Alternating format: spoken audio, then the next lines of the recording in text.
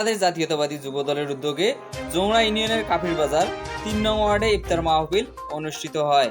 উক্ত ইফতার মাহফিলে প্রধান অতিথি হিসেবে উপস্থিত ছিলেন লালমনিরহাট জেলা বিএনপির সদস্য ও ট্রাক মালিক সমিতির যুগ্ম আহ্বায়ক বাদশা জাহাঙ্গীর মোস্তাজির চপল, যমুনা ইউনিয়ন বিএনপির নুরুন নবী, লিটন, ইমরান, যুব দলের সভাপতি লোমান হোসেন রোমান ও সাধারণ সম্পাদক মোশাররফ হোসেন, রিয়াজুল হোসেন সোহাগ সহ বিএনপির অঙ্গ সহযোগী সংগঠন।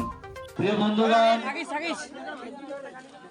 দীর্ঘ 1 মাস সিয়াম সাধনের পর আজকে আমরা যুবদল 3 নম্বর ওয়ার্ড এর আয়োজনে আমরা যে সবাই একত্রিত হতে পেরেছি, এই জন্য মহান আল্লাহর কাছে আমরা সবাই শুকরিয়া আদায় করি। সবাই বলি আলহামদুলিল্লাহ।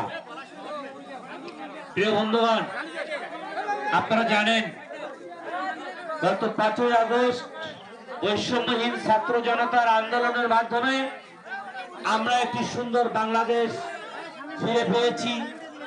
এমন কতগুলো লোক এপিড উপিড এ কথা বলতেছে, আমাদের এই কথাগুলোতে কান দেওয়া যাবে না। আমাদের দুর্দিনে আমরা পেয়েছি, আমরা ধানের শেষ করি। আমাদের একজন নেতা, আমাদের একজন পবিত্র মায়ের পবিত্র সন্তান এই পাটগ্রাম হাতিবান্ধার মাটিতে আসছে, আল্লাহ পাক এখানে পাঠাইছে।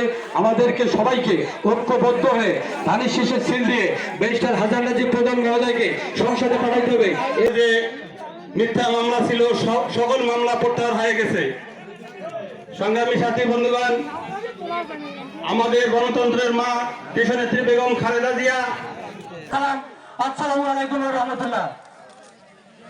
আসলে এখানে আর বক্তব্য সময় নাই, শুধু একটি কথা বলতে চাই।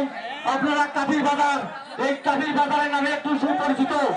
এই কাফির বাজারের নামে আমরা যখন বাসে ট্রেনে যাই, সময় থেকে কোনো মানুষ যদি শুনে আপনার বাসা কোথায়, শুধু বলে কাফির বাজার, কোথায় অনেক পাপ।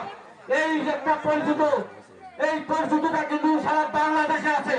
কাজে এই আমার সুপরিচিতিটা আমাদের ধরে রাখতে হবে। কি ধরে রাখতে হবে না? ওই সুপরিচিত ধরে রাখতে গেলে আমাদেরকে